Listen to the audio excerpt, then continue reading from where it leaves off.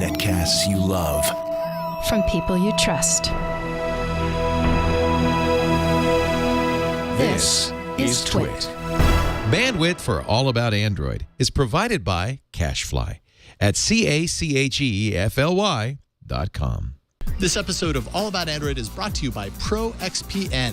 ProXPN is a virtual private network that allows you to use the internet the way it should be, anonymous and unfiltered. For 20% off your new account, go to proxpn.com/twit and use the code AAA20. And by 99 Designs, the world's largest graphic design marketplace.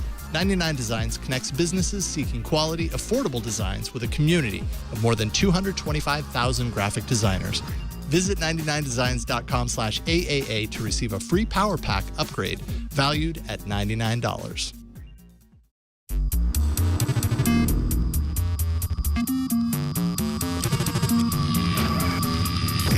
Hello and welcome to another episode of All About Android, episode 133, recorded on Tuesday, October 29th, 2013. We're your weekly source for the latest news, hardware, and apps for the Android faithful. I'm Jason Howell. I'm Ron Richards.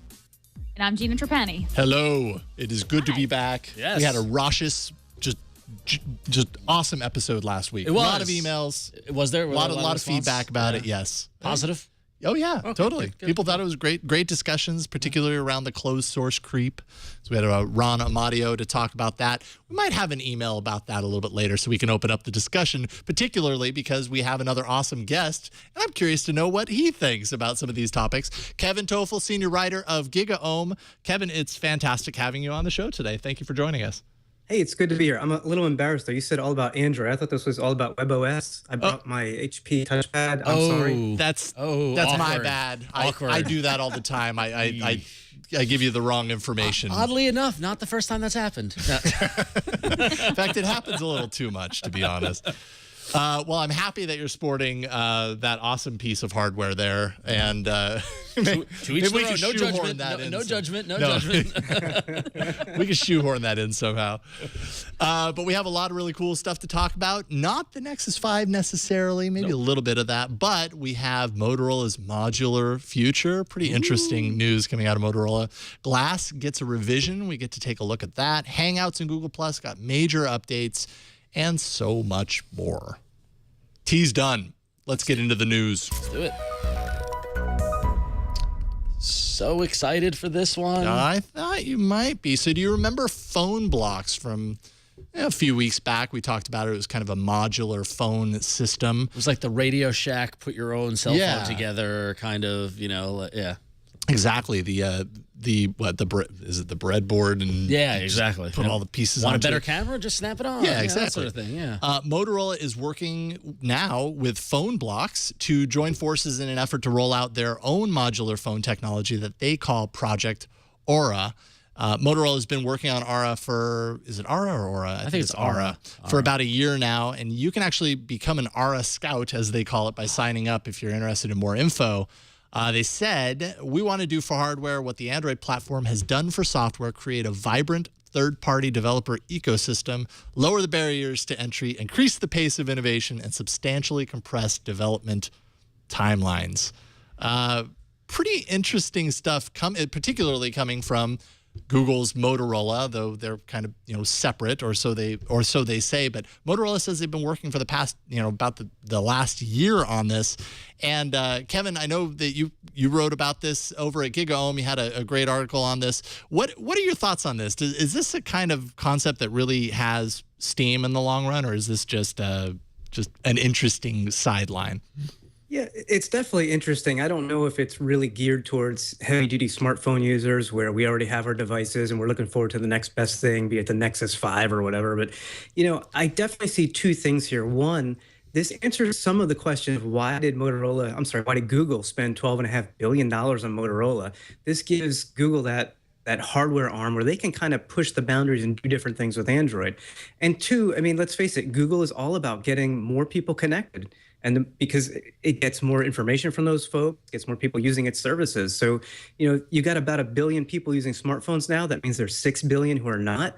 So this modular approach could bring down costs in some areas, could expand the availability in other areas.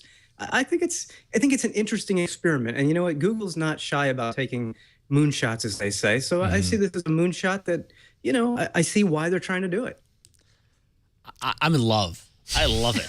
I mean, like seriously, we talk about cyanogen mod and ROMing, you know, and so much software kind of customization. Why can't you do hardware customization? And like it reminds me of the days of the as we were talking before the show, how we're old and we're lamenting our age. Back in the 80s and 90s when I built my PC and I was like, oh, I want a new video card, and I just put it in, and I want to get a new modem. I want a faster modem. I plugged it in, and a bigger hard drive. You hook it up. I mean, that's awesome. To do that to your phone, how cool is that? And now with Motorola, they're colorful.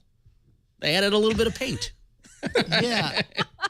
That's right? true. Look at that. Seriously, now it's trendy. Look, it's like kind of like it's like a little raver flage in the upper left-hand corner. You They know, even like, have a cat one over there. And just seeing the Motorola lock screen just kind of classes it up a little bit. A little bit, yeah. The Moto X lock screen, you're like, Yeah. oh man, okay, I could kind of envision this. I don't know. Say I'm trying to figure out where I stand on this, because when we talked about phone blocks, I was firmly in the this is neat, but it'll never catch on area. Now you've got a Google-backed Motorola kind of also in the game. And I think that raises it a little bit, but I still think it's such a niche approach. What do you think, Gina? Yeah, I kind of was with you. When we first looked at phone blocks, I didn't really take it seriously. But now the more I look at these photos and watch that video, I mean, what I'm thinking, I'm not thinking like this is the phone that I want, but I am thinking like, I can't wait to build one of these with my kid, you know, and she, you know, my daughter is like 8 years old. Like, this is going to be awesome. You know, we're going to be able to put together a custom thing with a battery and a GPS and a camera, and we'll send it up in a balloon and take photos. You know, it's just the kind of thing to do this sort of maker projects. But I'm thinking about it as an educational thing for kids. You know, I don't know if my daughter's ever going to build a computer from scratch like I did, you know, when I was a kid. She's going to want a laptop or a smartphone, and like these are the computers, right of today.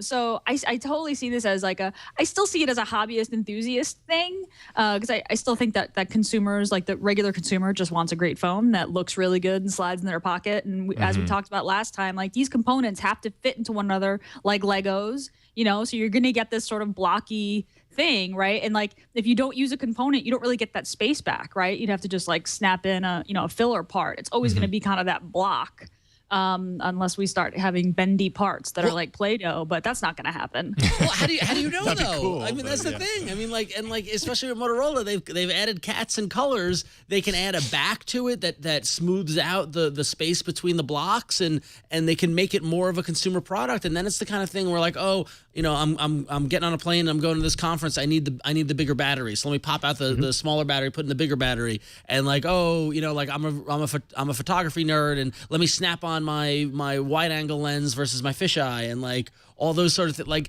and think of about the hardware capabilities are almost endless when you think about what things can be added by doing that, the way they play with the software. I mean, like, I can't be crazy here by being excited for this. I think this could, yes, I agree with you. It starts off being kind of more hobbyist and more kind of hackery, but it's gonna with the backing of Motorola and the backing of Google, it could go consumer. I think it could. I don't know. I don't think there's anything more personal than a phone when you're talking about mobile devices. So if you can pick and choose all your little components, or even swap them on the fly, like Ron was just saying, I want my wide angle lens now, so I'll pop this one out and put the wide angle in. I mean, I love the concept from that perspective. Again, there's nothing more personal than this device in my hand. Yeah. And the thing is that, yes, it's a little blocky from what we're used to, these thin phones or whatever, but like, did we ever think a phone would be this thin? Like, why? Like, true. You know, you got to think. I got to think big here. You know. Yeah. Yeah, that's true. It's just, but you have so many manufacturers moving in the other direction where you can't even swap out your battery on some of the leading smartphones now. You know what I mean? So I mean, I think this is a really good choice. I just don't know that you're going to see majority consumer like this. I don't think this is going to dominate the marketplace or whatever. But as an option, totally cool. Totally cool. You brought up something interesting that's only kind of marginally related, Gina, at least in my train of thought here, which is, okay, so we haven't had modular laptops yet. Is that the next thing? That'd be kind of sweet, because we can't build our desktops anymore. We can't. That drives me crazy. When something goes wrong, no, honestly, like I've got this MacBook Air, and I've got a Mac Mini at home. And yes, I can open that up and add more memory to it or whatever, but like I miss the beige box. and being able to like, oh, something's not working weird. Let me pull cards until it starts working correctly, and then troubleshooting. The art of troubleshooting is gone from this generation. That's true. It just works or doesn't work. It's very binary now. Right. I think it has a lot to do though with size and portability. You know, I mean, the big desktop tower sat on your desk. It didn't matter, right? You could buy the really nice case and have the big motherboard or whatever. But once you get into laptops, it's just a space issue, and phones have that even more. So I think it's cool to see them attempt it. And I'm definitely I've changed my mind a little bit from last time. Last time I thought this is crazy. Now I'm like, I kind of want to try that. It's the colors, isn't it? It's the cat. It's the cat, right? Yeah. Cat. See, all it takes is a little magical solution for everything. That's really, on the once internet. again, that's very smart marketing. They're like, oh, we got to take a picture of this. Hey, let's laser print a cat on one of them. Okay, and that will get people like, oh, look at the cat. Mm-hmm. So yeah, Cats, they always work. Apparently, though. Yeah. I love it. So should we talk about Samsung and what's going on with Android becoming, I guess, more modular in some sense? Sure. Absolutely. Samsung is pulling this. Actually, this is one of your articles, Kevin, at GigaOM. Samsung pulling another Amazon on Android. Samsung's developer conference started yesterday. 1,300 attendees. Samsung released 5 new SDKs for its devices: Smart TV, the Samsung Knox SDK, that's their security layer, Samsung Mobile SDK, so many TouchWiz SDKs in one package. And this is interesting, Kevin. I want to hear you explain your thesis in the article, but it's basically that Samsung is trying to build that sort of proprietary layer on top of Android that we talked about Google doing on our show last week. Yeah, actually, my son ghost wrote that for me, so I couldn't say. No, I'm joking. I like Kevin. Yeah. So a lot of people, a lot of readers are saying that I'm going overboard here. But I'd hate to wait until Samsung has actually pulled this off and actually, really taken Android by the horns here. So that's why I kind of brought this up now. Yeah, like you said, I mean, they had 1,300 developers show up at their first developer conference. And I mean, there's no guarantee that Samsung's going to succeed here in building up, a whole new ecosystem just for their devices. But you can see all the signs are there. They've got the 5 new SDKs. There's 800 new APIs in the mobile SDK alone. Wow. And I mean, they sell, what did they say? They sold 2 TVs every second. So there's a whole nother screen there that they're trying to get developers to target. I mean, if I were Google, I'd at least be taking notice of what's going on here. I see this differently than what Amazon has done. I mentioned this in the article. That Amazon, basically they said, we're going to use Android, we're going to call it Fire OS, and we're not going to use any Google services, and Google's not going to get any benefit from it. So the difference here is that Google still gets some benefit as long as Samsung keeps going with Google services. But Samsung has S Voice, so they're not using Google Voice, or whatever the voice activation is actually called. They've got their own app store that's doesn't compare to Google Play Store now, but never know. So it amazes me that they had 1,800 pen-enabled apps created just when they put out the Samsung Galaxy Note. So I mean, Samsung's doing all the right things. Will it take anything away from Google? I don't know, but I think we should be watching. Yeah, I wonder if the difference between what Amazon has done with the Kindle and potentially Samsung kind of going in that same direction. I wonder if the difference is that Amazon kind of came out of the gate not supporting Google and Google services. If Samsung was to suddenly to fill in the gaps with their own services and then suddenly, defy the Open Handset Alliance and, completely splinter it off into their own direction and bypass all of the Google apps, I wonder if that would really work. Because, I mean, so many of their users, whether Samsung Surfaces, and I can tell you this is the Galaxy Note 10.1 2014 edition, and the Google apps, even Gmail, are kind of hard to find in here. They really kind of go out of their way to make sure that you see their stuff before you see anything else. So, but they still give you that option. So it's still there as a user. You still have kind of come to know that you're going to find it on a Samsung product. If suddenly that went away, I'm not sure that would be the best solution for them, but maybe then they're banking on their solutions being as good, if not better, or at least good enough for the people that really buy into their ecosystem. Yeah, and I think it's that good enough for the people who are buying. I mean, and that's the thing is when I think about Samsung seems to have the hardware and consumer value that Google covets. that Google wants to build with the Nexus line and stuff like that. But whether or not they have gotten as much traction, they haven't on Samsung, because Samsung's been around for a while. It's a trusted brand, that sort of thing. So, I mean, it's fascinating to see this develop and to see them kind of play both sides from the middle, but it's clear the direction they're going in, you know. So it's clear what they would like to do. Yes, yeah. Whether they get to the point to where they actually have the guts to like pull the trigger and completely remove Google services, that'll be an interesting day if that happens. Yeah, well, but not everything Samsung does is a hit, though. Let's keep that in mind. Good and in the "I told you so" category file.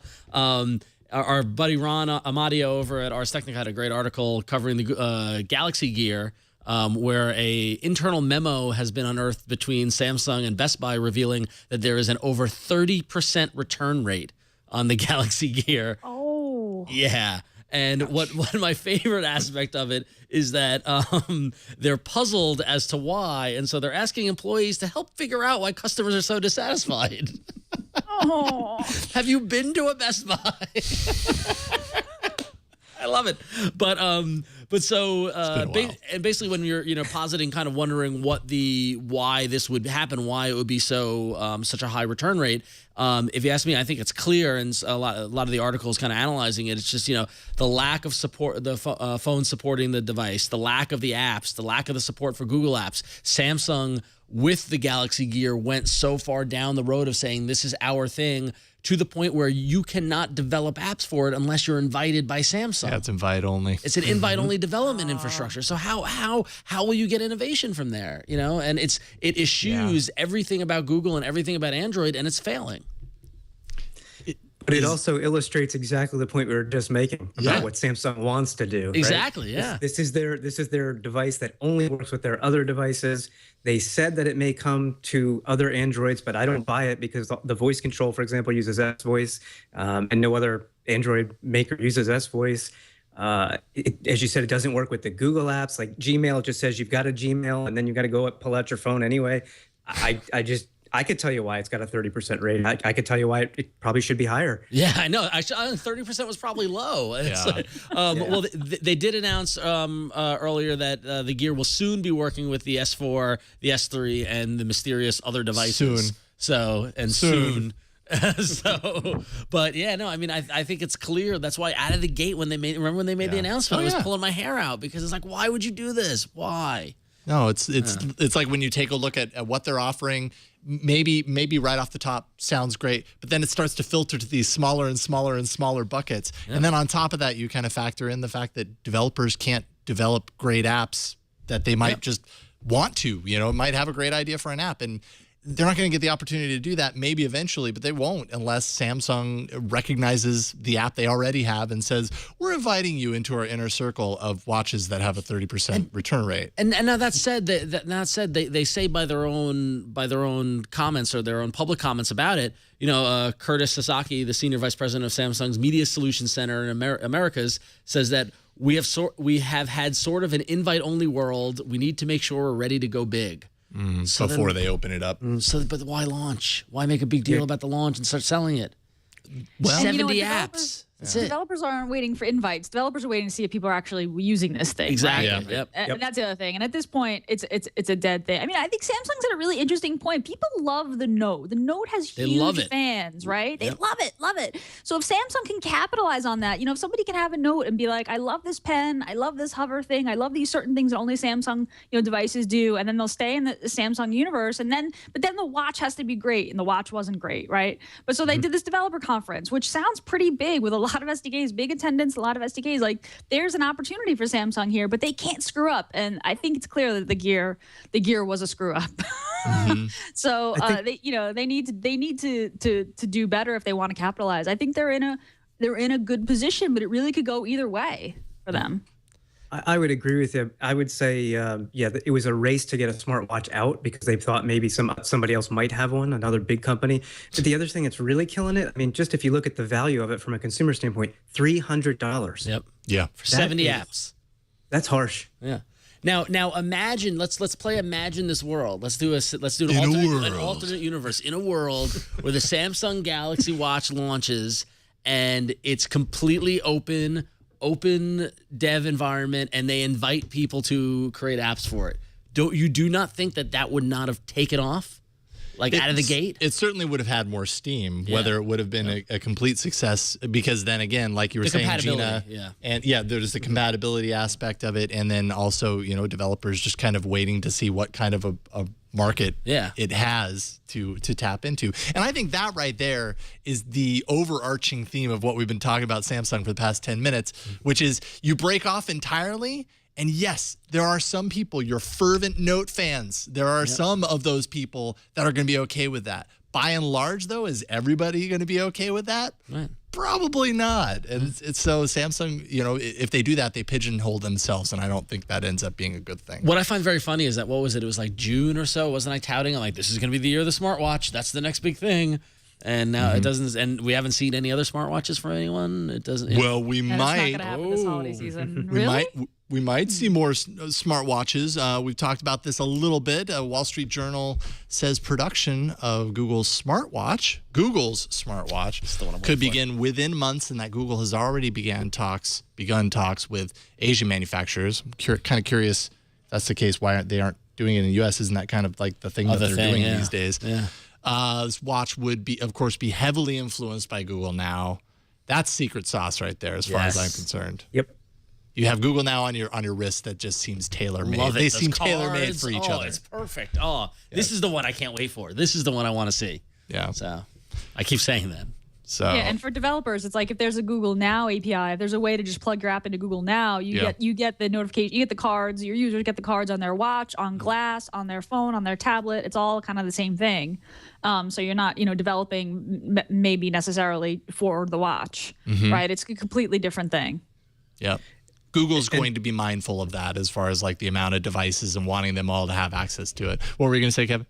I was going to say, you said Google Now is the secret sauce. I mean, I've been talking about this since I think June. I said, if Google takes what Motorola did with the Moto Active Watch, which I think is still my everyday smartwatch, quite honestly, because it does everything I need it to do. It's 2 years old. They add Google Now on your wrist. You've got contextual information, what you want, where you want it, when you want it. Nobody else has the data that Google has to provide that, to deliver that. And that's a game changer. That's disruptive to this second screen smartwatch, which, it's just not adding the value that people might think or want. So I am dying to see this. Agreed. Although, to play devil's advocate, Google Now could use a little work. Let's be honest, No doubt. because like because I'll search for a restaurant and then I'll go to that restaurant and then 2 days later they're still telling me how to get there. Like at some point, like, well, and maybe you need to go back. I know, clearly, there are some things that it was probably very good. It was Ron. it was a good meal, but I'm just saying that the number of times I open up Google Now, I'm like, I know. So I think and Google Now should know, like, you're not going to go out for sushi at 10 in the morning. Like, I've had the same thing happen. I was like, I went to a sushi joint last night and I don't care. This isn't, and that's the kind of thing it should know. Agreed. It could get a lot better. Also, it really wants me to go home. Or to work. It doesn't matter where I am. It knows that you go home a lot, Ron. It knows that we all go home at the end of every day. Right now, it's telling me. If we're away from home, we might want to go back there. 59 minutes to home. The first thing it's telling me. And that's good information. Yeah. Sure, except when I'm in New York. Well, that's true. Good point. Yep. All right. So, Gina, it looks like we have an email. It was a really long email. I cut it down shorter to try and get to. This? Wow. Yeah. So this is a shorter version, but I think it was one of the better emails that we got about kind of our open-close discussion from last week. Yeah, this is about Ron Amadio's piece on Ars Technica. This is from Gary. Gary writes, "Hi all. Google is not playing nice with Android, and it's only going to get worse, much worse. Google and Android have grown massively over the recent years, and it's in Google's key financial interest to use Android to the best of its ability to promote its own services. When Google's own wearables finally come out, this will be the nail in the coffin for third-party Android manufacturers that don't kowtow to using Android the Google way. Users will expect to see all of Google's services in a seamless way with wearables, and it's very likely a best-in-class experience will only be available on devices supporting Google's Android. With trillions of dollars at stake, we are foolish to ever think the internet and computing services will ever become free and open. Yikes. Google used the industry to maneuver into a dominant position with the perception of freedom and openness, all the while knowing it would be access to their services that will screw over all their partners in the end. Google, Apple, and Microsoft are all becoming more like each other every development cycle. And then in the end, one will emerge victorious, and it will be called Skynet, sponsored by the NSA. I think I need to go outside and play for a while. Yeah, I think you need to get outside and play a little bit, Gary. Gary. Where's my tinfoil hat? I love how Gary's email was just this spiral into the depths of like the darkness. Like it just kept getting worse and worse. I know. Yeah, and I cut out some, by the way. Was there So more? that's a condensed version. You can find the full I feel version. like we should check on Gary. Is he okay? I mean, He might still be out for a walk or out playing outside. all right. Was the email encrypted though? That's my question. I don't believe so. I'm just saying. It sounds like you would. So Kevin, did you happen to see the Ron Amadio, the Google the closed source creep article on Ars Technica last week? And if you did, well, maybe you didn't, but dang it! Playing with my touchpad. I'm sorry. I should have asked this in a different way. Let's rephrase that. Google obviously is rolling out these apps. You know, their services are becoming apps, and those apps are becoming closed source entities in of themselves. So a large part of Google that once was open is now becoming closed in its own kind of siphoned off playground. What do you think of that? Do you think this is a bad direction for Google, or do you think it just kind of makes sense for such an expanding and just kind of not aging, but you know, it's matured a lot over the last couple of years?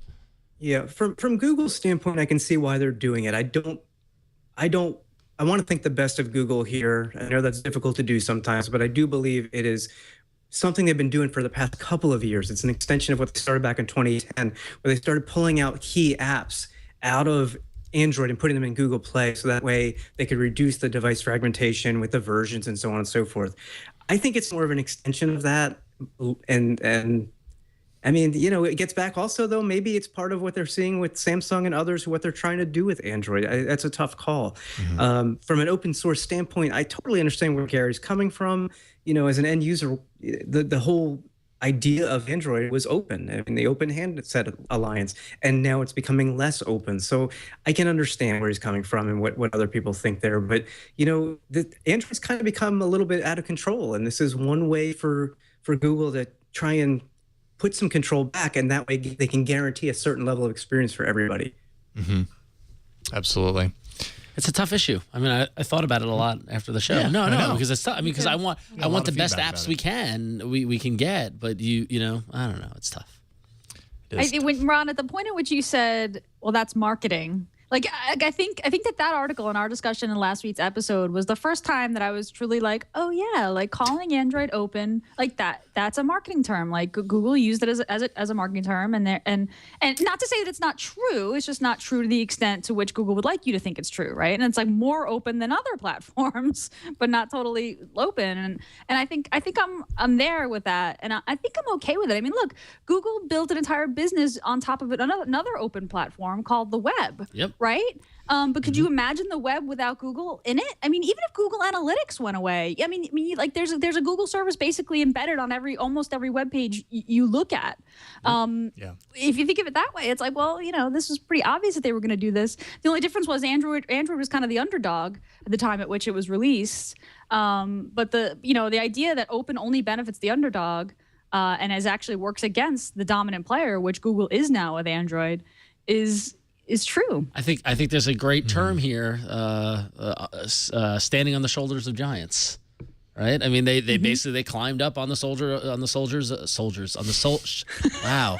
They stood up on open source and said, we're going to embrace you, and used it. And there's nothing wrong with that. It's free enterprise and capitalism and marketing. That's what happened, you know, and it's great, you know. And we talked about it last week. With a similar thing happened with Linux, and now you have corporate entities of Linux. And I know there are differences between Linux and and all the details of the various flavors and licensing and all that sort of stuff. And Android is very different, but it's very similar. So yeah, absolutely.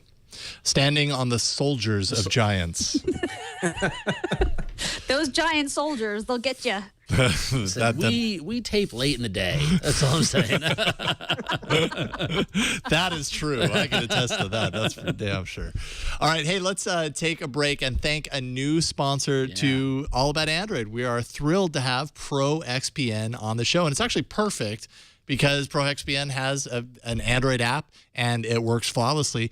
Tell you a little bit about what ProXPN is. ProXPN is a global VPN that's a virtual private network, and it works with almost any internet connection. It creates a secure encrypted tunnel through which all of your online data passes back and forth. Any online application can work with ProXPN, including your web browser, your email, file sharing, instant message programs. ProXPN basically keeps everything you do online hidden from prying eyes, disguising your physical location, giving you unfettered access to any website or online service, no matter where you live or travel to. I can't tell you how many times I've been in a coffee shop and they dangle their free Wi-Fi in front of me, and I'm like, okay, it's hard to resist. You save a little bit on my data, your data plan if you hop onto that bad boy, but you never really know who is on the network that might be sniffing the public data, the data that you're passing from your device or your laptop. That's where ProXPN can come in and protect you. It's complete online privacy through their 512-bit encryption tunnel. It works via OpenVPN or PPTP. You can choose, and you can protect yourself against your ISP's 6 strikes rule. Keep your personal internet usage private at work, bypassing internet filtering and blocked websites, bypass geographical restrictions for internet content and online video with worldwide servers in the US, UK, Asia, and more. ProXPN actually makes your internet connection region free. It's a wonderful benefit of using this kind of service. The software for Windows and Mac actually offers advanced controls, allowing you to select the programs and ports you want to anonymously route through ProXPN servers. They also work with your iOS device or your Android device. In fact, I have it on my device right now, and I mean, there's, it's kind of hard to show off a VPN service, but I can show you right up there. I'm on a network, and everything that I do now that it's running is going to pass through safely and securely. You can go to proxpn.com/twit and check the service out for yourself. They have world-class customer support, and actually, I'm not the only one telling you this is a great idea. Steve Gibson of Security Now gave it a fantastic review on the show, and that dude knows what he's talking about. So smart man. Yes, he is. Go to proxpn.com/twit for more information and to sign up. ProXPN premium accounts are normally $9.95 a month or $74.95 for a whole year. We've got a special offer, though. Use the code AAA20 to receive 20% off for the lifetime of your account. That's less than $5 a month on the yearly plan. And if you're not satisfied, you can cancel within 7 days for a full refund. Pretty awesome stuff. So go to proxpn.com/twit, sign up with the code AAA20. That's important because that lets them know that you heard it on All About Android. And we thank ProXPN for their support of All About Android and coming on board. It's pretty much a perfect fit. So thank you guys for that. All right, more hardware. So let's get into hardware. And exciting hardware to boot. This is some freaky hardware I got for you right here. This is some wild stuff. So LG officially announced the LG G Flex, and this phone has got to be seen to believed. It is the first official legit phone with a curved screen and a healing factor. And this fan of the X-Men is freaked out, let me tell you. Yeah, healing factor. Right? Yeah, the healing factor. factor. No one saw that in the leaks. Yeah, well, we'll get to the healing factor in a moment. But so it's got a curved 720p 6-inch display, and LG kind of they toot their own horn by saying it's IMAX-like.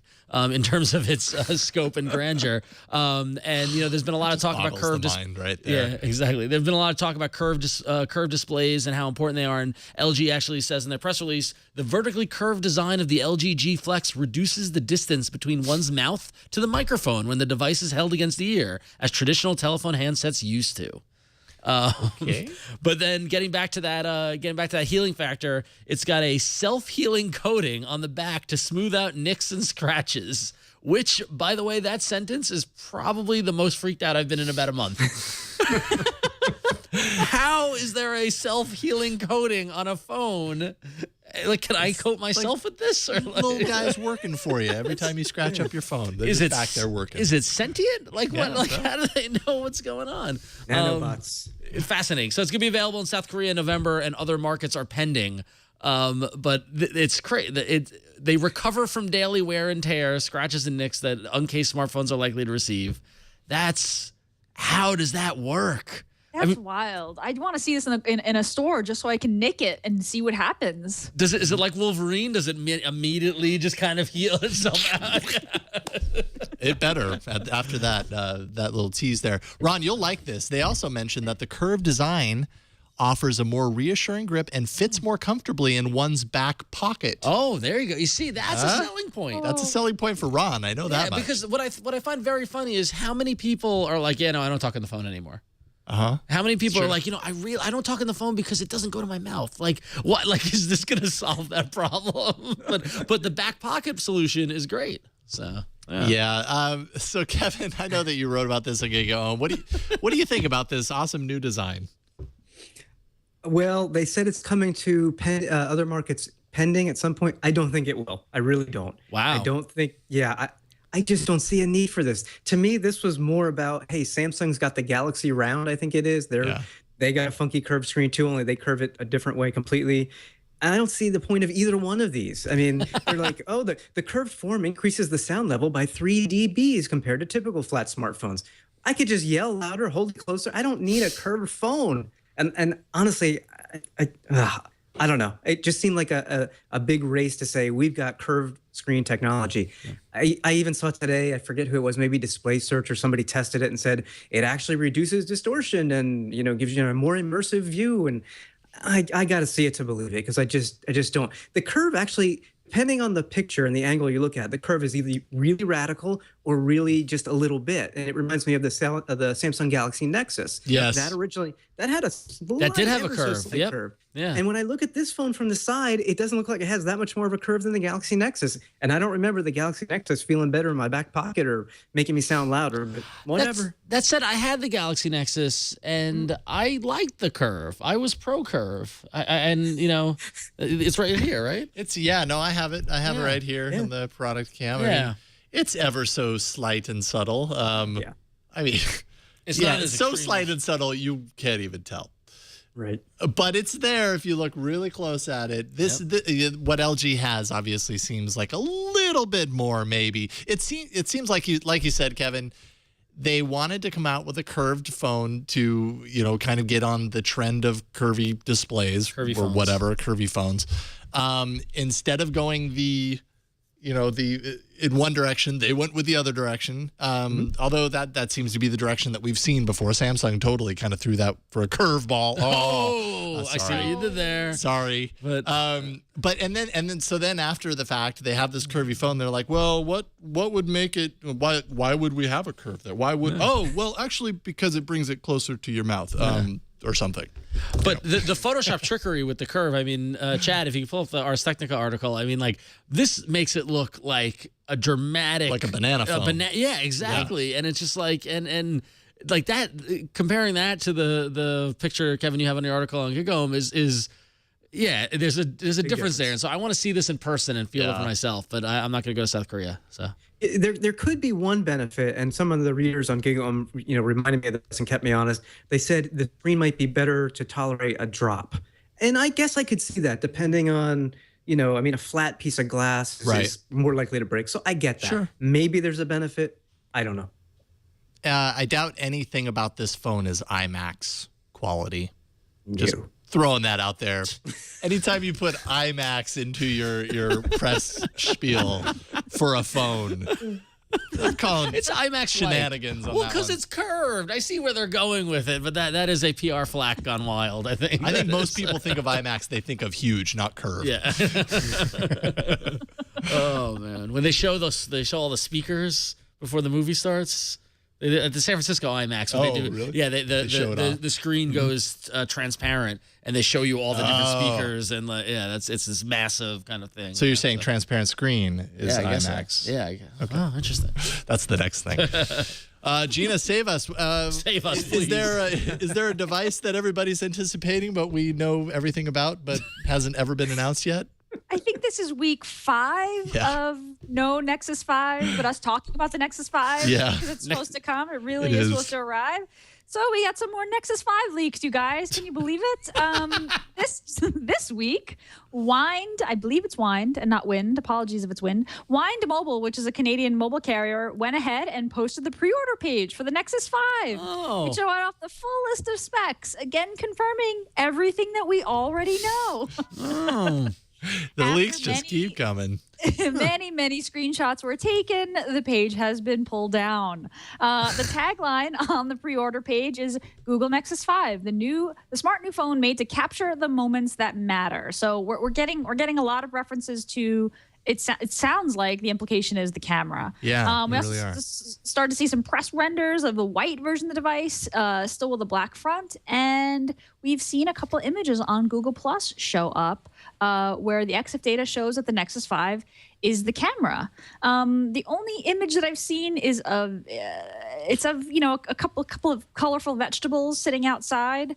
I think it may be, I don't know if it's farther down that page or on Android Police. There you go. Thanks, Chad.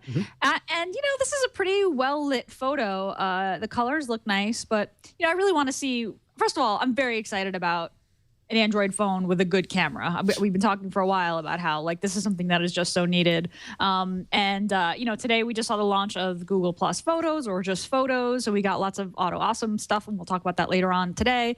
But it sounds like this moment, capture the moments that matter, is about making the Nexus 5 the new great Android camera phone. So I really want to see this. I'm excited about that. The vegetables look nice, but what I really want to see is photos in low light and photos with things moving. So yeah, the Nexus 5. What do you guys think? Are you guys still excited about this, or does it feel like so over? Where's the 6? I mean, I'm excited about it only because I know I'm getting it. Because you're getting one, I just want to get it. I'm sick. Just announce it already. Just announce it already. Yeah. I know last week I went off the bend with my conspiracy theories. I don't think this Wind thing is a part of that. So I read that and I thought about it. I was just so clarify. wrong. I just think. Anyway, it looks like the rumors are November 1st, or I was also still hearing October 31st, which is Thursday. These are days. That's either Thursday or Friday. So hopefully we'll know by next week. I mean, Kevin, have you heard anything on I couldn't say for sure. No, I haven't heard anything concrete. I mean, I'm expecting later this week as well. I got to be honest though, as much as I love the specs and everything that we're seeing here and the look and the fact that yes, Gina, it looks like it's going to have a great camera. If it doesn't have the new features that my Moto X has, I'll probably stick with my Moto X of all things. I love the touchless controls. Absolutely love it. Wow. And I know that the Qualcomm Snapdragon 800 does have support for active listening. It can do the same thing. So I suspect that it will have the same types of controls. But if it doesn't, I'm just not interested. I'm really enjoying the Moto X for that reason. Wow. Cool. Yeah. Wow. You don't hear that a lot, I'll bet. Yeah, no. Well, I mean, Moto X fans are fervent, and they love those particular features. I think it would be strange for Google not to have many of those features in the new Nexus. Yeah. But yeah, how they integrate them is the question, though. Whether or not it's but I would like to spend some time with the Moto X. I haven't had the opportunity to take a Moto X out to dinner, movie, just kind of. But mine's taken. Hands off, Ron. That's a lovely shade of red you got there, Kevin. We're in a relationship, thank you. For at least the next year or two. Let's see here. And finally, just real quick here, the Oculus Rift. So the Oculus VR, or Oculus VR, which is the company behind the Oculus Rift VR experience, they're bringing it to Android, apparently. The plan is to have the mobile version launch with the PC version of the VR goggles. It'll be lighter. It'll use the mobile device's processing power to run. Oculus Rift, if you don't know, it's a virtual reality headset. It was an enormously successful Kickstarter campaign that raked in $2.5 million back in 2012. And I know we've had Oculus in the studio. I didn't get a chance to play around with it. Chad, did you get a chance to play around with Oculus? I actually didn't. It was Tony who supported the Kickstarter, so he actually, I believe, has a pair of the development build. I was out that day that everyone brought in Oculus. Yeah. Convenient. Yeah, We'll have to ask him to I was bring it gone. Start the conspiracy. So anyway, Oculus fans, are people excited about Oculus? But are they going to bring it to Google Glass? That's the question. Probably not. Glass. Yeah. I mean, this is confusing to me because you'll need to have a mobile game that supports Oculus, and it doesn't seem like mobile. Like if I'm going to choose VR as the vehicle for what I want to look at, it seems like I'd want as high fidelity as possible, which wouldn't be a mobile platform. Yeah, I think it probably depends on the hardware that you're running, whether it's capable of driving that, obviously. And what the game is and how. I mean, don't limit the developers. Creativity there, Chad. Dude, you're harshing my mellow. Sorry, but like it seems like it's going to be hard enough to get PC ports for the Oculus. Get also mobile ports for the Oculus. Listen, Chad, we're can-do people here, not can't-do. I'm excited, but it seems a little interesting. Chad is oddly skeptical on this week's episode. I want my VR to be pixel perfect. My phone won't be able to pull this off. It's making me mad. We touched a nerve. Wow, Minecraft guy freaks out. Okay, so maybe Chad isn't totally sold on Oculus Rift on his face, but are you sold on the upcoming revision to Google Glass on your face, Chad? Yeah, because I wear glasses that need prescription. Wait. No, I don't. But I am excited that it might actually be updating and come out to something a little bit more than what it is now. Awesome. Well, Chad all of a sudden halfway through the show pops up. I just joined the show. Hi, guys. I'm the other co-host. Sorry, we'd like to catch you off your game here. He brought the A game. I'm down with it. But what happened with Google Glass? Well, Google finally made some interesting announcements, some more kind of concrete, interesting announcements for Glass Explorers yesterday. First, Explorers have a one-time offer to trade up their early hardware for the revised hardware. That's to be released in 2014. And actually, Chad, the bottom link is a Droid Life article that has pictures of the revised hardware. So noodle on that for a bit here. See, yeah, okay, cool. So it doesn't look much different. Not cool, man. It has the headphone though. Yep. Oh. Mono earbud. Yeah. Not cool. How do you guys feel about that? I actually really like the bone conducting speaker. Now, do we know if it's a complete abandonment of the bone thing, or is it a choice? No, No, it looks unpluggable. I think it's still there. Is the bone conducting speaker still there? I'm pretty sure it's still there. Okay. That I missed, and that makes it better. I liked it. I thought it was great. There's a video online of me liking it. Yeah, but I think a lot, yeah. I think that little earbud that's not cool. But I could see why they'd want the option, because there were some people complaining about hearing it, or people don't like having the choice. I think is good, but so. Absolutely. And second, Explorers have a small window of time during which was about 30 seconds. Go. Well, it's like 14 days. It's not very long. Once you get the email, it's like you have 14 days to decide. They can invite up to 3 people to get in on the Glass action. Explorers will be notified. They have 14 days to select potential explorers who are U.S. residents, 18 years of age or older, can purchase Glass, no price given, although I think it's still the $1,500, and provide a U.S. shipping address or pick up in New York, SF, or L.A. Know what this means? I got an email. Gina, I'm sure you'll probably get an email if you haven't already. I can invite 3 people into Glass, and I have 14 days to do it. I have to extend my invite to Ron because it's like Christmas, Ron, obviously. So, yeah? I think so. I think so, man. All right. How can I not? About it. $1,500 is a lot of money. Some serious coin. So I'd like everyone to know about my new Kickstarter that I just launched. That is. I promise to post 1 video every week recorded on Google Glass if you support me. That's a good idea, man. Of Ron gushing about technology. That's what I want. I want a series of videos of Ron gushing about technology. That's a Kickstarter I'd back. Yes. That's a tempting idea. So, okay, well, think about it. $1,500, I'm pretty sure, is the cost. Did you get the email? Did you? Yeah, Kevin, did you I didn't get the email. Actually, these are a loaner pair. I got like a hand-me-down pair of Glass I have to return to somebody soon. What I didn't understand was they said this new version of hardware is going to support prescription lenses, and I don't see how. I didn't see any difference there. And yeah, I can only wear these with these glasses. I can't wear them with my bifocals. Yes, I'm old. And I don't know how that's going to work out. Otherwise, I'd take somebody up on an invite. I've had people offer the invite, but I'm like, if I can't get my glasses in them, it's just a pain. But if you take a look at the pictures, I do that's a not really see good any point. difference. I don't see it either. Yeah, it's a really good point. Is that thing? Can you snap that thing off? No. I see God, nothing new that other than earbud the is earbud. driving me crazy. That earbud is awful. That's the I can never push my hair behind my ear again. Earbud. Ugh. Yeah. Not down with the earbud. Do not like. She's not either. You can tell she's not very engaged. She's not. No, she's looking cool. Okay. She's I looking just really wish they had cool. a picture of how they're going to do these prescription glasses or shades. Yeah, I mean, that's a pretty important thing. Like, so, and this is what I don't understand, because there was information, but there wasn't like complete information around this, right? Like, I couldn't really find, in my looking, the price for somebody coming in. That was my $1,500 question. Yeah. Are they getting the old version of the hardware or the new revised version of the hardware?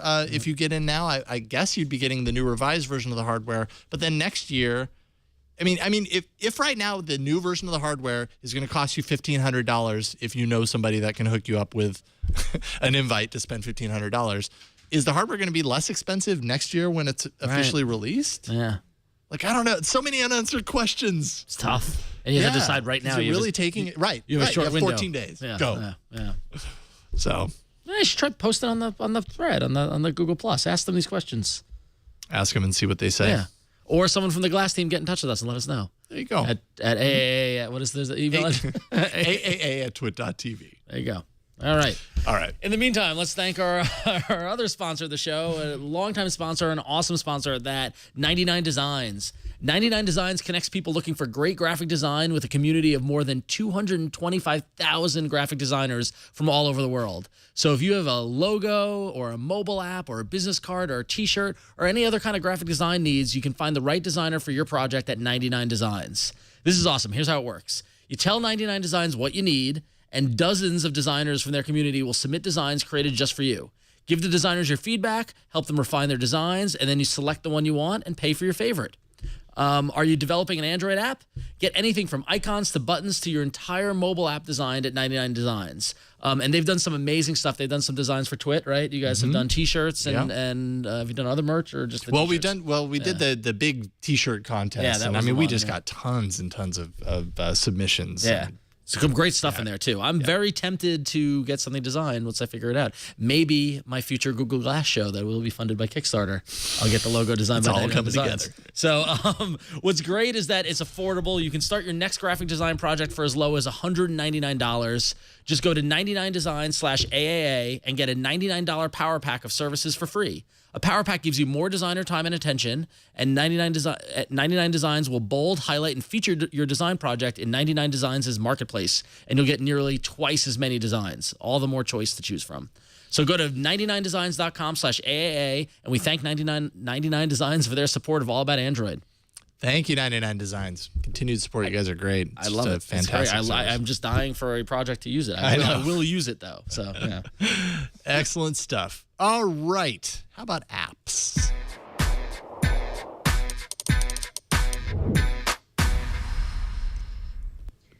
Google held a Google Plus event announcement this morning. I believe this was this morning. And the Android side of things got some goodies.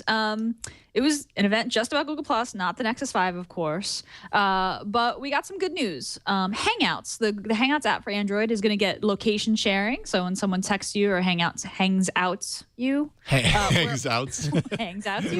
If someone says, "Where are you?" From what I understand, for the tap a button, and you can automatically send that person a map of your current location. Hangouts is going to get SMS messaging support. Very excited about that. Yeah. No word on Google Voice integration yet, and this update hasn't rolled out yet, so I haven't had a chance to even try out the SMS integration. Not sure how that's going to quite work yet. But there's also other Hangouts news. Hangouts on Air can be scheduled and have a watch page, and it's got new automatic lighting correction. And kind of along those same lines, Google Plus Photos got some really great updates, photos and videos. So Google's just full speed ahead on the auto awesome type features. You can dial up auto enhancements on pics or down. You could use use new auto awesome techniques on videos.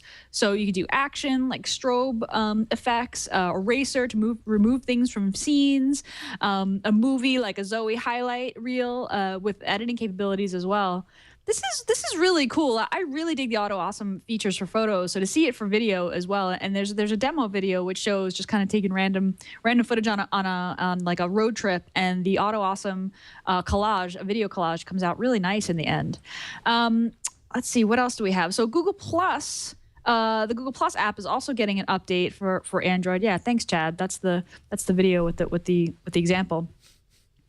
Google Plus 4.2 is rolling out now. I actually haven't gotten the update yet. I'm still on 4.1, and those Hangout updates are coming down the pipe, apparently. So I feel like this is all set up for the Nexus 5 and KitKat, right? And one other change that we just kind of found out about. We've been seeing screenshots from KitKat with G Plus photos.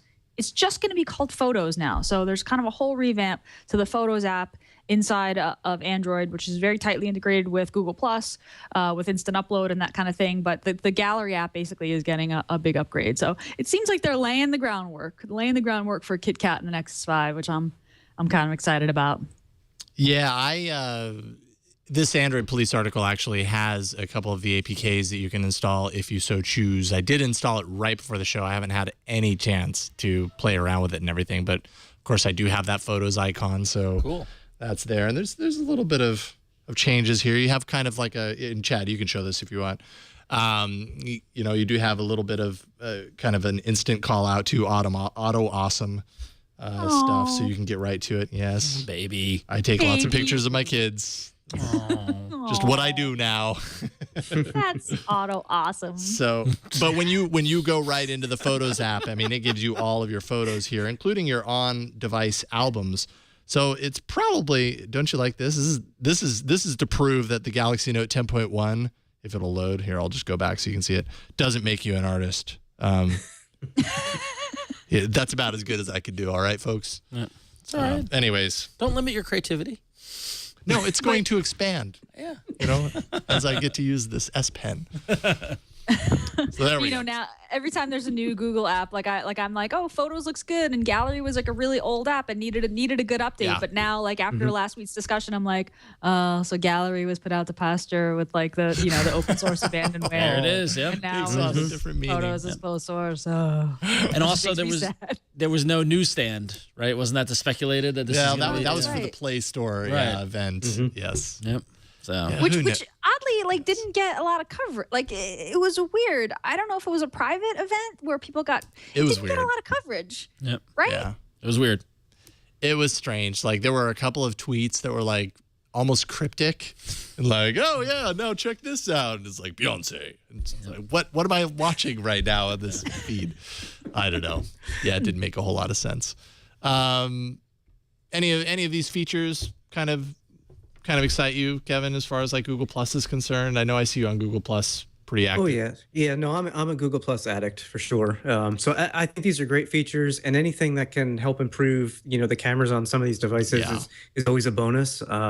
Using a lot of filters is how I got by on the Moto X camera before it got a software update to make the camera a little bit better. It's interesting to me though. It's all this. I agree. It's all for KitKat before the Nexus 5. Two other things though. I mean, you look at the competition, and creating content on iPhones, especially visual content, is a big thing. This is Google saying, I think we can do this too. And it's also, I think they got to keep improving Google Plus in order to keep engagement. It's all about engagement with them to gather data and give us services. So it's good to see. Yeah, absolutely. More and more Google Plus and Android are in some ways synonymous with each other, right? So you pick up an Android device, and part of the awesome functionality that you get from Android is the integration with Google Plus. Whether it's a social network that you necessarily use all the time, they pull you in with things like those auto awesome animations and archiving all of your images at full res and everything. And then you start to kind of tread through those waters and it works its way into your workflow. I gotta figure out somehow to get it. I really want to. Really want to. Yeah, you gotta figure that out. Yeah, I will. Because it's cool. We're part of the Kickstarter. Yes, there we go. That's the solution to all your problems. It is. Real quick here, because we don't actually have the app, but this is functionality that I know I've been waiting for. YouTube for Android is going to work when the screen is off sometime soon. Thank you very much. This all seems appropriate. A little thing. It's a little thing, but I think it means a lot because there are a lot of podcasts actually on YouTube, and there have been times where it's faster for me to just play the podcast through YouTube than it is for me to go to my podcast catcher, search for it there, subscribe, download, and whatever. Not even podcasts though. I've more and more in the past year to 2 years, I've seen a dramatic sea change of music moving to YouTube. Oh yeah, well yes, Vivo and all these kind of things. And I people send me like, oh, check out this new band, and it's a YouTube link. It used to be a Bandcamp link, or it used to be and that's part of what I think this is all about. We've heard a lot of rumors about YouTube having a music service alongside the Play Store music service and everything. Fragmentation, which is interesting, and I'll be curious to see how that ends up panning out. But if YouTube can't play with the screen off, and it's a music service on mobile, that doesn't really make a whole lot of sense. So this seems like partially laying the groundwork for something absolutely like that. Cool. So tapping back into the wonderful world of BlackBerry and BBM. Remember how we were touting all those millions of downloads of BBM and all the users that are using it and all that. There's the fervor online that people can use BBM on their Android and iPhone devices. Well, on the Google Play Store, if you go and look at some of the comments that read things like, BlackBerry, thank you so much, BlackBerry team. I've been waiting for this app. It's great, user-friendly.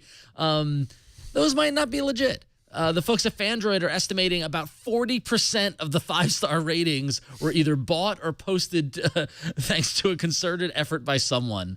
BlackBerry is denying any wrongdoing in this BlackBerry Gate or BBM Gate. But this is not terribly unheard of. Samsung was busted recently just for doing this, hiring astroturfers in Taiwan to badmouth HTC and other phone makers online. So this is not an unheard of practice. We know of people you can buy Twitter followers, you can buy retweets, you can buy all this sort of stuff. It's not crazy to think that they might be feeding those comments with positive comments. I don't know how you prove it. I don't know how where Fandroid is, coming up with this 40%, but still it's something to think about because it does seem universal praise, which is odd. Yeah, and I mean the phrase is identical among all of them. So there's something going on there, whether it's BlackBerry but really, if it's not BlackBerry, who would do that and why? Yeah, so this is really interesting though. If you look at the Fandroid post as you get into their details, out of 213 4+ star written reviews, 5 mentioned all 3 keywords, an additional 4 mentioning both user-friendly and smooth, 43 mentioning smooth, 6 saying user-friendly, 37 saying thanks. And that's about 45% of BBM's 4+ star reviews that they checked. For 5-star reviews from the sample set, the percentage is even higher at 53%. It could still be a coincidence, so I decided to look at one of the more popular apps in the category, WhatsApp. For 167 4+ star reviews of WhatsApp, I had to look at less than 13% mention the key phrases, with no review mentioning them all together. There's a lesson learned here. And see, this is why when I leave fake comments on my posts praising my writing, I change up the words a lot. Yeah. Yep. You're going to get busted. So yeah. And when I do it, I definitely leave out, appropriate periods and commas, and every once in a while just remove, a word like "and" just to make it confusing.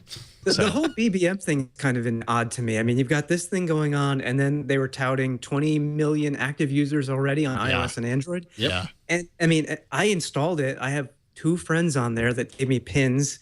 Am I an active user? No. Are they counting me? Probably. It's really. I mean, I understand why they're doing it. They're going through a really, really tough time, and it's sad to see. But this isn't going to help things. Yeah, I guess active user could potentially be has logged in used in 1 week. Meanwhile, they launched 1 week ago, and you had to log in order to set up your account. So, yay. That number probably goes down a whole lot over the next little while. And again, I agree. I would love to see BlackBerry do well here. But the way that they rolled it out just kind of, there were so many roadblocks that it turned me off, and I didn't end up completing the entire install process. I just kind of didn't know why I was spending so much time trying to get it all working. So We'll see how that works. Let's do a quick video mail. I swear this video mail has been bumped 2 weeks in a row because our shows have been so full of stuff to talk about. This is Tyler Mick talking about some spooky Google Now behavior. Hey there, All About Android crew. I've got a question concerning Google Now. So my wife and I were at a wedding the other day, and we were talking to some friends, asking them where they were living now, and they told us the name of the apartment complex, described where it's located, etc. We moved on with our conversation. Then later on, my wife pulls out her Nexus 4, checks Google Now, and sees a card for directions to the apartment complex that our friends were talking about.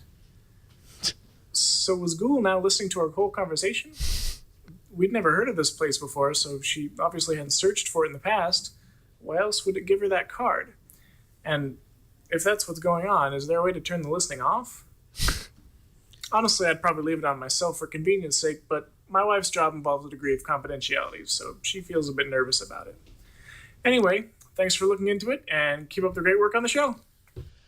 So, before we speculate on whether it's listening, did she trigger the Google The Now? OK Google? Yeah, without knowing. At some point in the conversation, someone say "Okay Google," or did she because sometimes I'll put my phone back in my pocket and the screen is still active.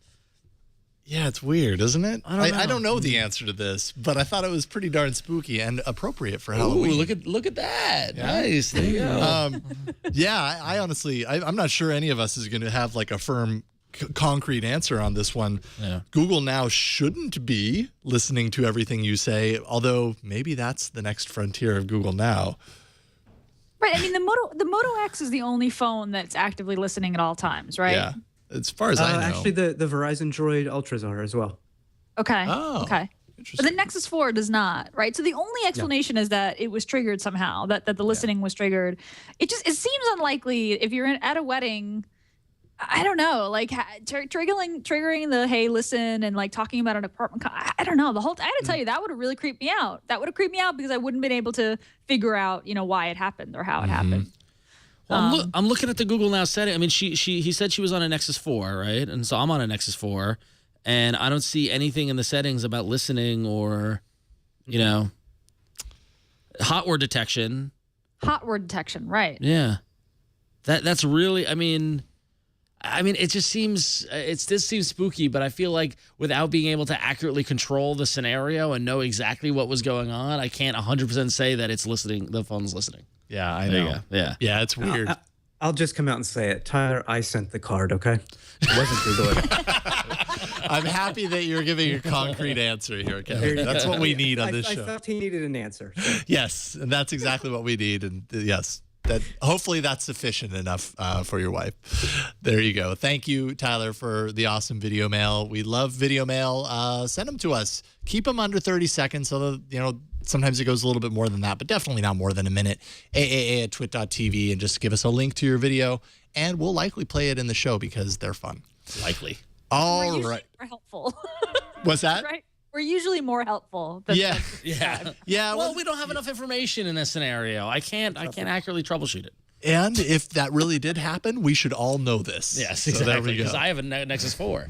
And listen, it has never come up with a card about something that it's that same restaurant I went to 3 days ago every time. All right, let's get to it. Let's go to the arena. So many enter, but only one lives. Android Arena. All right, last week's poll was episode 132. Let's take a look. I know which one the winner is because I've used it all week. Nice. Yes. Yeah. I knew it. We called it. It's so responsive. Wow, look at that. That's by a wide margin. Yeah, so Push Bullet wins with authority, 59%. With authority. Yeah. As Gina pats herself on the back. Good job, Gina. Double pats. Wow. Yeah, that's double pat worthy right there. Circa News, second place, 20%. Touch Control, 13%. And Switcher, 9%. So that has me going first. But yes, Push Bullet.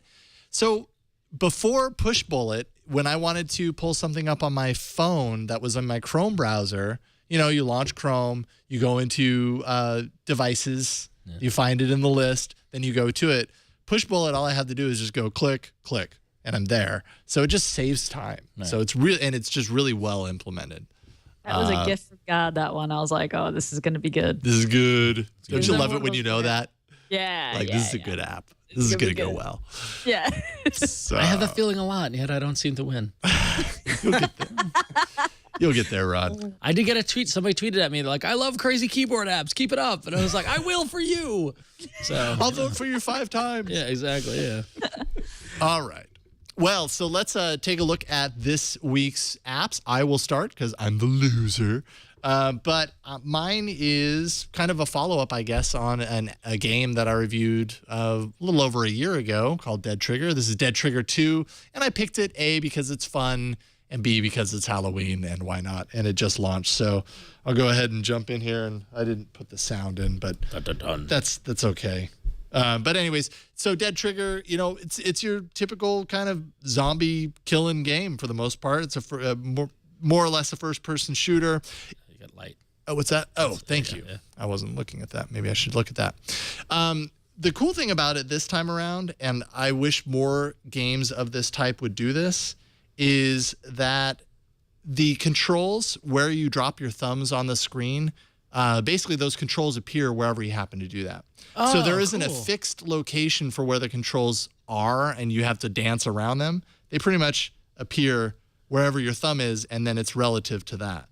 So pretty awesome, because I think what it does is it just kind of makes you just a little bit more accurate and not fumbling around all the time. They've changed around the controls a little bit this time around. Instead of having a specific firing button for the most part, as long as you're within range, it starts to fire.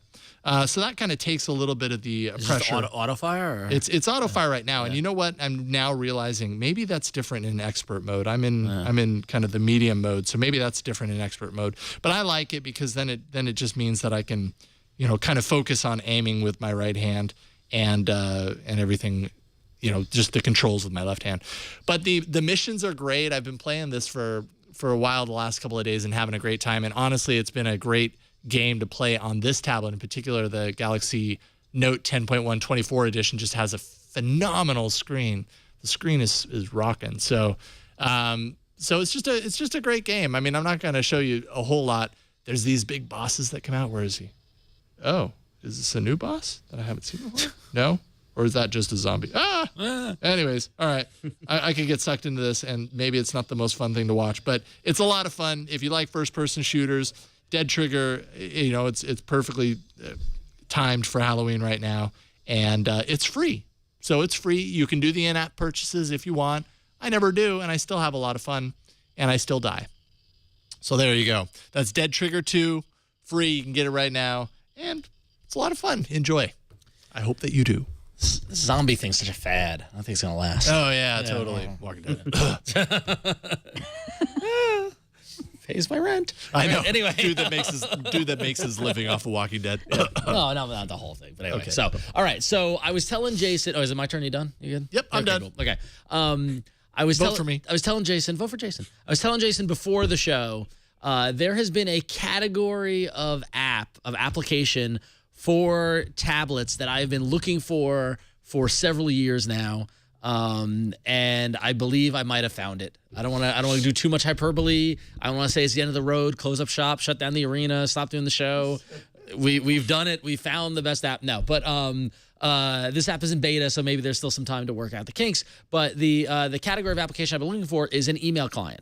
Very simple, very easy. A simple thing to take.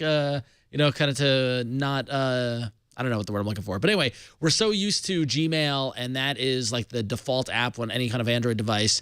I'm historically have never been a big fan of the Gmail app, although I'm kind of warming up to some of the recent changes. But one of the reasons is that I have my own server, and I have my own, don't judge, POP3 mail server that I've been using for 10 years, and that my personal mail comes through that, and you can set it up on Gmail and all that sort of stuff, but to me, I always wanted to keep it separate. So for years I've been using K9 Mail, which is a very fine application, and I use it on my phone, and it's good. It gets the job done.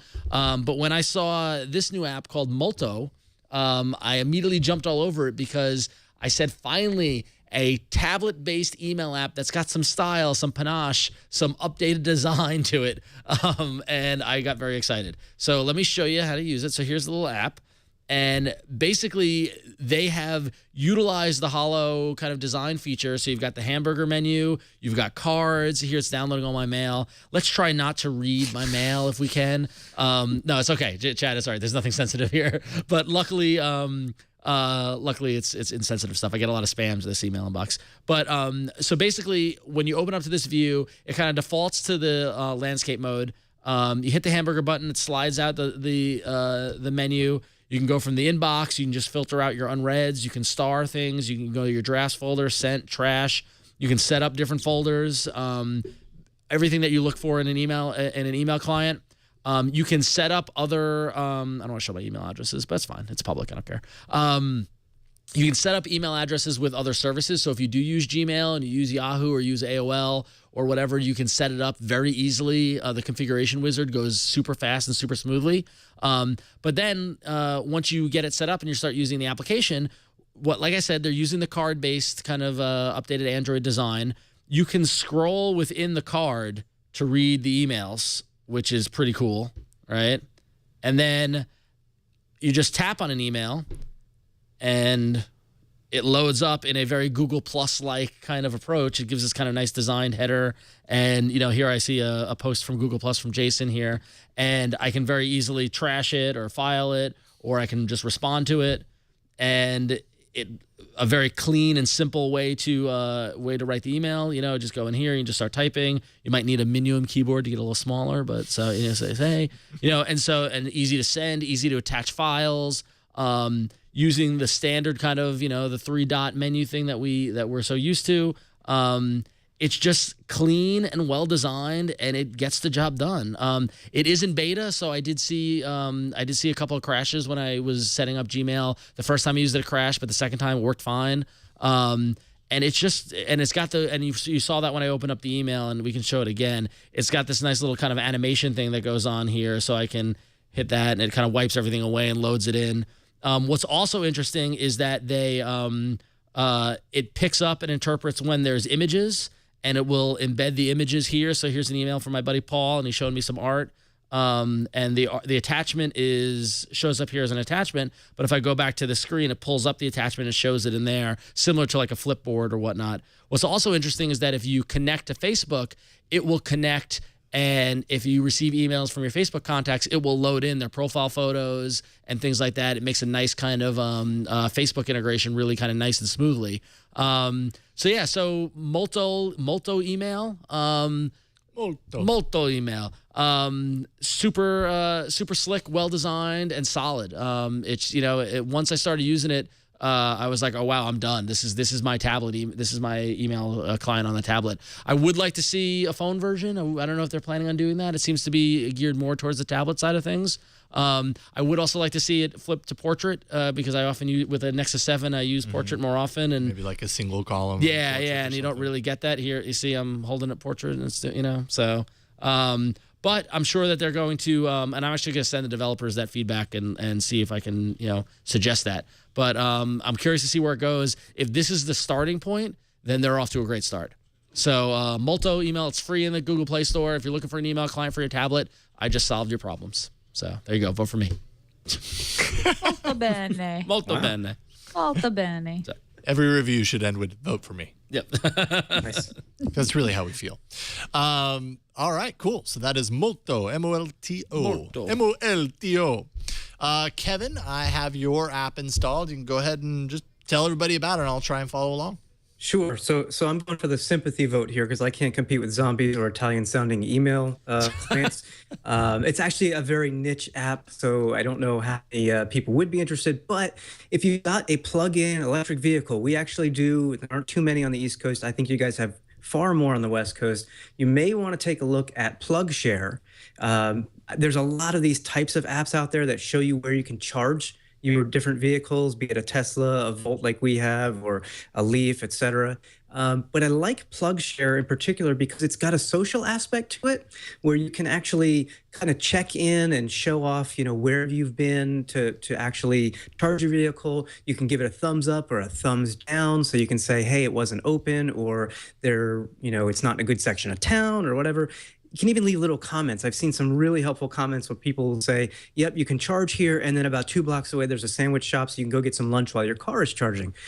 So I love the social aspect of it, even more so, and this might sound a little bit odd, besides showing all the public stations and the high power stations and whatnot, you can actually, as part of the PlugShare network, allow your own residential charger to be on the map, and PlugShare members could then come to your house and charge their car. Would you want to do that? I don't know. There aren't a lot of people out here where I live anyway, so I haven't visited anyone to steal some electricity or borrow it, whatever the case may be. But you can do all that with PlugShare, and I thought that was kind of a unique aspect. So there's just more information here that I could possibly use as an EV plug-in vehicle owner, and I really, really like the way it's been done. That's really cool. I like the sharing aspects. It's like opening up your Wi-Fi. Exactly. Yeah. So. Yep. Cool. Makes me want an electric car. Sure, drive it over to my house. Yeah. And wouldn't you know, there is an EV charging station in the parking garage right next to you. And I saw somebody plugging in when I got here. I parked there, and I saw somebody plugging it in. There's 2 or 3 over there. Yeah, no, there's a couple. Yeah. You're seeing it more and more here. It's. I don't own a car, and I really want one, and I really want an electric car, but I'm in the city, and I really don't want one of those car things. And I don't have a garage. You know what I mean? Like a couple of friends of mine have Teslas, and they had the whole big thing installed and all that sort of stuff. And so I don't think it's quite to the point where somebody like me who doesn't have a garage can buy an electric car and be able to charge it easily. But yeah, so. Right. Our neighbors right across the street, totally, whatever. They just got the Leaf. So oh really? Now are their last name Jones? Do you feel the need to keep up with them? But their first name is Jones. Oh. All right, Gina, I have your app installed, and I'm very happy to because I had been meaning to install it, and I'm stoked to see you grab that. So go ahead and talk about it. I'll try and play along. I was really excited when I got to the dock and it wasn't listed that someone had chosen this. Wow. Let's... Go Sorry. All right, so I am the last person on Earth who had not ever played Plants vs. Zombies. But I started playing yesterday in service to you, dear viewer, because I chose Plants vs. Zombies 2, which just came out this week for Android. And I'm not really sure what I can say about Plants vs. Zombies that hasn't been said before, but if you've been living under a rock like I have, I'm not much of a gamer, but man, I gotta tell you, this game is incredible. It's a tower defense game. It's been out for years, and it was on iOS there for a while. This is 2. 2 just came out for Android, and the idea is that you're defending your lawn against, or you're defending yourself against zombies who are trying to eat your brains with plants that defeat zombies that are trying to cross your lawn. And in this new, yeah, Jason's doing a really good job. So you see the zombie going across, and you got sunflowers that make sun, and the sun help you plant more plants that help you defeat the zombies. In Plants vs. Zombies 2, you've got new plants, new zombies. You can supercharge your plants with plant food. You can collect coins to get power-ups. And you can also connect to Android game services to unlock achievements and compete against your friends on leaderboards. You can sign in with Google+. And that was my first experience actually using that as well, not being a huge gamer. This game is crazy, crazy addictive. I've heard lots of my friends talk about how they played it all the time. I just never taken a look at it until now, and now I just can't stop playing. It's a lot of fun. The music is good. There's all kinds of different worlds. You can kind of travel through time, and there are different places and styles. But basically the mechanism is this: you just defend your lawn against zombies who are trying to eat your brains. Really, really fun.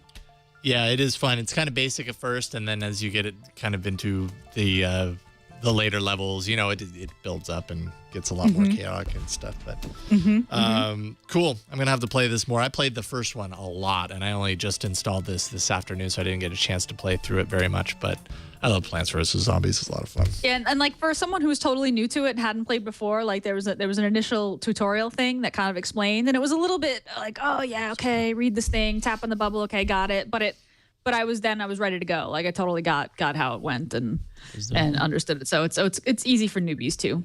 Yeah, I've never played it. Well, you're gonna have to. I I don't feel so bad then, Ron. Never played it. I've been playing Tetris. That's been my latest game on Bart. So anyway. Tetris. I've heard of that game. Tetris, yeah. Did you know that Roger Dean designed the logo? Roger Dean of Yes cover fame. Oh, okay. Yeah, the guy who do those crazy spacescapes on Yes, he designed the Tetris logo. There you go. Sorry. Anyway, carry on. I didn't. Yes. But I didn't know who he was either. Well, there you go. I thought you would know who Roger Dean was. I just didn't make the connection. Yeah. Anyway, all right.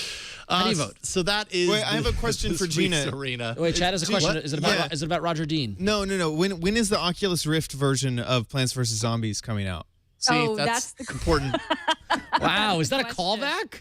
Wow, it is. You know, when is it gonna get Oculus? Look at Chad working on his shtick.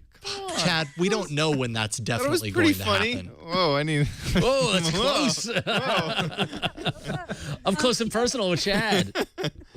My go-to mobile game before Plants vs. Zombies was Dots, which is a great game, which interestingly launched a partnership or a sponsorship from Samsung. So there's like a big Galaxy Gear ad now inside Dots. So you get to see like the Galaxy Note and the Galaxy Gear inside Dots, which was a weird experience. But I think now it's Plants vs. Zombies. Dots is a very addictive game as well. It's you spend a lot of time playing that game. It really is. Me too. Cool stuff. So very different. A couple of Halloween themed games and then a few other types of apps in the arena this week. You can vote for your favorite. Figure out which one you like best. AAApoll.com/113. That's AAApoll.com/133. What's winning? Let us know. How we doing? Oh, look at that. Molto. Molto. Hey, I got a vote. There you go. Hey. Well, I will go ahead and give my disclaimer. These results change dramatically. They do. Versus what we see now and what we'll see next week. So you never know, Kevin. PlugShare could come out ahead, and next week you will win the prize of bragging rights. Can't wait. That's all we have. So we don't have anything to give away. Sorry. Yeah. No Oculus Rift? Yeah, no. Well, yes, we'll have the Plants vs. Zombies 2 version of the Oculus Rift to give to you, if that ever happens. There we go. That's pretty much it. Another episode chock full of Android stuff, and Ron can't stop playing. I don't know what I'm doing. I'm just tapping. Well, sometimes that's all you need to do. That's all you got to do. Exactly. That's all you got to do, Ron. That's what you do in Tetris, so. Yeah. Do these lawnmowers ever do anything? Yeah, they'll run over your zombies. Oh, really? Just in time. You can't activate them. The zombies have to. There you go. Yes. Oh, there you go. Yeah. But then they're gone. So your fortress is. Tap on the suns. Tap on the suns. Yeah. Yeah. Yeah. See, there you go. This is wacky stuff. All right. It is, and it's a lot of fun. Kevin Toffel, really appreciate you coming on the show today. Thank you so much for joining us. My pleasure. Glad to be here. Thanks. Absolutely. So this is kind of your opportunity to tell people what you're up to, anything you're working on, where people can find your work. Sure. So I am over at gigaohm.com pretty much 7 days a week and constantly writing about anything mobile, mostly Android, but anything is fair game. I try to be as platform agnostic as possible. I also do a Chrome Show podcast over there on Wednesdays, and I'm even getting involved with their Internet of Things podcast, which comes out on Tuesdays. So plenty of things to read there. I'm on Google Plus under my real name, not a vanity name yet. I haven't gotten the email for that soon, but yeah, soon maybe if Google likes what I said today, I guess. And and I'm on Twitter under my real name as well. I don't hide. So. Excellent. That's Kevin C. Toffel on Twitter. Awesome. Really good to have you. We would love to have you back sometime. Anytime. Awesome. That's Thanks. Great. Really appreciate it. Okay. So Gina, what's new in your world? Hey, I'm running a crowdfunding campaign for my new company, ThinkUp. So you should go check it out, thinkup.com. We're launching a host web service in January. If you back us now, you'll get a really cool ebook, and you'll get the chance to choose your username, and you'll just be part of the Cool Kids Club. We've got 18 days left to join, so check it out. And yeah, that's the main thing I'm doing. Otherwise, I also host This Week in Google with Leo and Jeff. That's on Wednesdays, and Chad. That's on Wednesdays at 1 p.m. Pacific. So you should come on by and watch the show and chat live then as well. And that's about it. You can find me everywhere under my real name. And I do have a vanity URL. So I'm plus.google.com/plus Gina Vanity. Yeah, I didn't mean that to sound as neener as it did. No, but, that's just how I feel when anyone has one, because I really want one. And maybe someday someday. Sorry, Ron, go. I just signed up for ThinkUp just now. Yay! There you go. Thank you, Ron. Yeah, I've been meaning to. you. So there you go. So exciting. Thank you. You're welcome. I am launching a Kickstarter campaign to support me getting Google Glass. Oh, no, I'm that not. sounds like something to really get behind. No. I do not hide on the internet either, and you can find me on about.me/RonXO, and then links to all my Google Plus and Facebook and Twitter and stuff like that. I'm going to try to post more on Google Plus. I say it every week, but I really am. I think I'm going to move the icon, like it's buried in my social folder. I think I'm going to put it flat, there. Because the thing is that like I use Falcon, and that posts to Twitter, and that posts to Facebook, and I use Path because I actually have friends on Path, and then it stops there. So I have friends. All of you are my friends. Do all on of your Google Plus. photos auto-upload? No. Turn that on. Absolutely. It's a backup. Yeah. What? Wait a minute. Before we go any further, why? Yeah, I felt the same way, and then I turned it on, and it's worth it. Because I take a lot. Well, but it doesn't automatically make them live, right? No. Right.